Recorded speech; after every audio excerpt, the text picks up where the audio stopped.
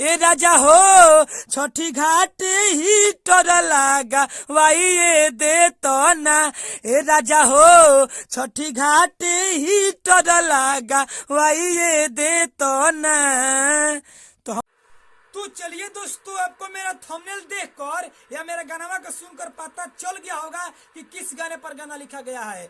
हमारे ला कूलर लगवाई दे तो ना इसी धुन पर छठ पूजा के गीत लिखे हैं, फुल और फ्री गाना तो नए सिंगर के लिए है। तो चलिए, जो गाना हम शुरू में सुनाए थे वही गाना को फिर से स्टार्ट करके सुना रहे हैं, यानी A to Z, यानी शुरू से अंत तक। वो तो तैनी से सुनैनी है, अब हम पूरा फुल सुनाओ तनी हिस्ट्री कर। तो कॉपिया कलमिया पर लिखो मर दे, जा स्टूडियो में गावो छठ पूजा के सॉन्ग बा, फुल और फ्री गाना बा, अब पूरा हिट करी गारंटी के साथ कहता नहीं। छठी घाटे हीटर लगवाई देता ना।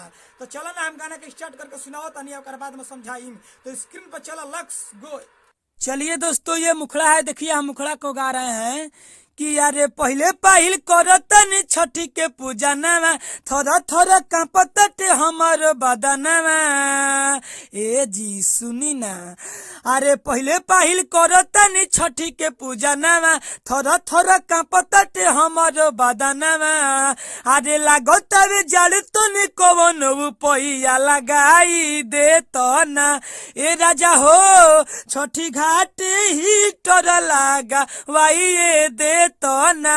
ए राजा हो छठी घाट ही टोर लागा वाइए दे तो ना। तो हम मुखड़ा को गा दिए फाइनली। चलिए चलते हैं अंतरा में, आप स्क्रीन पर देखिए। चलिए दोस्तों, ये अंतरा है, देखिए हम अंतरा को गा रहे हैं कि पहले पहिल भूखल बानी छठी के पूजा नवा, गोदिया में हमनी के खेली लाला नवा। हाँ हाँ, पहले पहिल भूखल बानी छठी के पूजा नवा, गोदिया में हमनी के खेली लाला नवा। भूखल बानी परब जो नेटर साटा कहिए दे तो ना। ए राजा हो छठी घाट ही टोर लागा वाइए दे तो ना। ए राजा हो छठी घाट ही टोर लागा वाइए दे तो ना। तो ये अंतरा है, देखिए हम फर्स्ट अंतरा को गा दिए हैं। चलिए अब चलते हैं दूसरा का अंतरा में, आप दोस्तों स्क्रीन पर देखते रहिए। चलिए दोस्तों, ये अंतरा है, दूसरा का अंतरा देखिए हम गा रहे हैं। आदे भूखल पियासल पानी में खड़ा होखल नहीं जाला, बदरिया से पानी बरसे रहले ना रहाला। हाँ हाँ, भूखल पियासल पानी में खड़ा होखल नहीं जाला, बदरिया से पानी बरसे रहले ना रहाला। राजा सिंहनिया सिंगर से भजन गवाइए दे तो ना। ए राजा हो छठी घाट ही टोर लागा वाइए दे तो ना। ए राजा हो छठी घाट ही टोर लागा वाइए दे तो ना।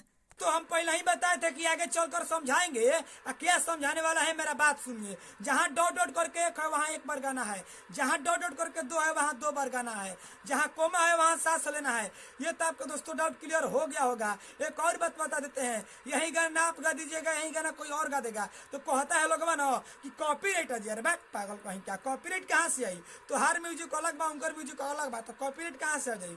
ये तो हम तुम्हारा डाउट क्लियर हो गई होई। हम बताओ तानी कि तू अगर पर्सनली गाना लिखवावल चाहता हो तो हमारे है नंबर पर फोन कर सकता हो। ये नंबर पर फोन करो और कम से कम खर्च में गाना तू लिखवा सकता हो। तो चलिए, हम आज का इतना ही वीडियो है। हमारे चैनल को सब्सक्राइब नहीं किए तो सब्सक्राइब कर लीजिए।